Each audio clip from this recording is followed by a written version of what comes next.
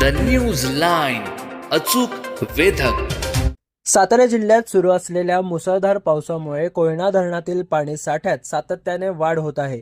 रविवारी 5 जुलै सकाळी 8 वाजेच्या अहवालानुसार धरणाचा पाणीसाठा 20.90 टीएमसी तर उपयुक्त पाणीसाठा 15.78 टीएमसी इतका नोंदवण्यात आला आहे.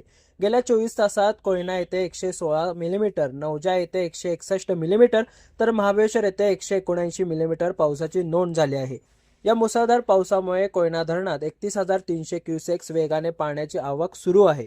दरम्यान सातत्याने सुरू असलेल्या पावसामुळे कोयना धरण परिसरात डोंगर दऱ्यांमधील असंख्य धबधबे ओसंडून वाहताना दिसत असून परिसरात निसर्गरम्य वातावरण निर्माण झाले आहे.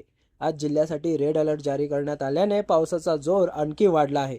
रेड अलर्टच्या पार्श्वभूमीवर कराड शहरासह परिसरातही जोरदार पावसाला सुरुवात झाली आहे. पावसामुळे रस्त्यावर पाणी साचण्यास सुरुवात झाली असून नागरिकांनी आवश्यक कामाशिवाय घराबाहेर पडणे टाळावे तसेच प्रशासनाने दिलेल्या सूचनांचे पालन करावे असे आवाहन करण्यात येत आहे.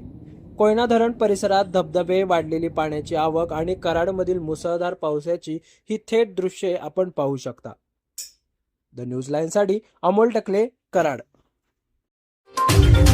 द न्यूज लाईन, अचूक वेधक.